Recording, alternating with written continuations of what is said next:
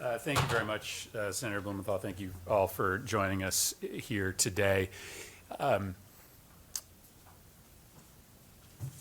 It is shocking to know that the United States has engaged in the assassination of a high-level foreign official, despite the fact that he unquestionably is responsible for the death of hundreds of Americans.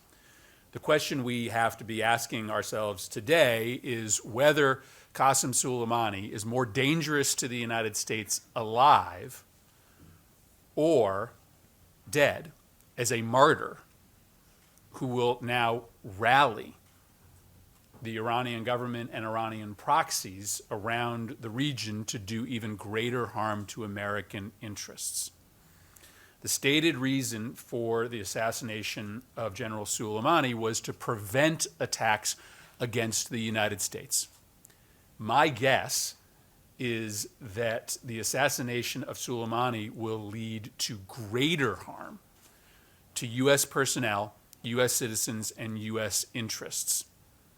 That is why previous Democratic and Republican administrations chose not to assassinate Soleimani, despite their knowledge of his complicity in harm against United States interests.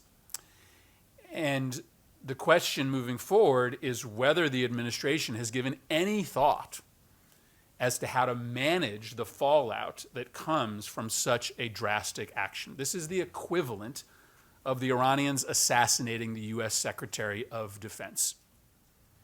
If the Iranians were to assassinate the U.S. Secretary of Defense, we would consider that an act of war and we would respond disproportionately. I think we need to expect that the Iranians will also act disproportionately. I do not believe the administration has gamed out how very badly this could go for the U.S. and our interests. It is incumbent upon the administration to come to Congress and explain why they had to take this specific action in order to prevent harm to Americans abroad. It is also incumbent upon the administration to come to Congress to get authorization for future military action. Now, I think it's debatable whether there was legal justification for this strike. There is no debate that the War Powers Act requires the administration to now come before Congress and ask for authorization for any future military activity against Iran. In fact, the War Powers Act was put into place specifically to guard against a series of escalatory military actions that accidentally lead to war. And so the War Powers Act was passed for this kind of crisis. And every member of Congress, Republicans and Democrats, should now be requiring, demanding that the administration come to Congress with a full explanation of the justification for this strike and a request for authorization if they intend to take out any future military activity. Secretary Pompeo said today that Americans in the region are safer than ever before. That's not true. At the very time he was making that statement, he was ordering the evacuation of all Americans from Iraq, a country we are not at war with today, a country that is vital to our national security interests. Americans in the Middle East are at much greater harm today than they were yesterday. And at the very least, the administration deserves to tell us the truth about what happened and about the consequences for American security interests moving forward. They're not off to a good start today. They are not telling Americans the truth about the consequences of what they did. Senator Blumenthal is right. Impeachment is about a national security crisis as well. Part of the reason we have gotten ourselves into this mess in the Middle East is because no one trusts the United States any longer. They watched what we did to Ukraine, pulling a friend into a domestic political crisis. And countries now want to stay as far away from the United States as they can.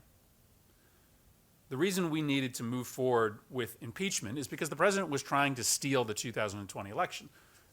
We had to set in motion a series of consequences for his effort to try to rig the upcoming election. But the president was also jeopardizing, and is jeopardizing, American security because he has telegraphed to allies and would-be allies that if you do business with the United States, you will become subject to the president's personal political priorities. In order to protect the United States, we had to move forward with this set of consequences. I agree with Senator Blumenthal. I don't see how we have a fair trial without an attempt to discover the truth.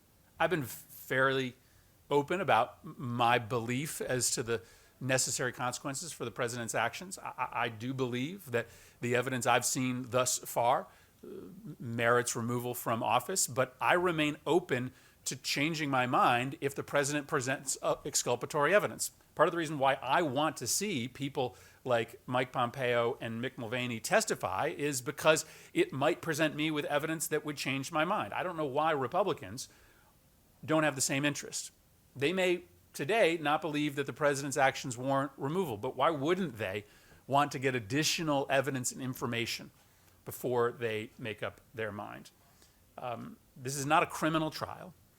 We shouldn't hold it to the exact same standard, but it is a fact-finding endeavor, and we should make at least a minimal attempt to try to discover facts that the House could not. These are both matters of grave national security. Finally, I will offer one more point of agreement with Senator Blumenthal. Over the course of the next 24 hours, I think we'll have conversations with our leadership and perhaps with Republicans as well about the timing of our deliberations, both on impeachment and with respect to the path forward on Iran. Next week will be a very important and a very busy week, and I think we're both looking forward to having conversations with our colleagues throughout the rest of the day. Be happy to answer questions.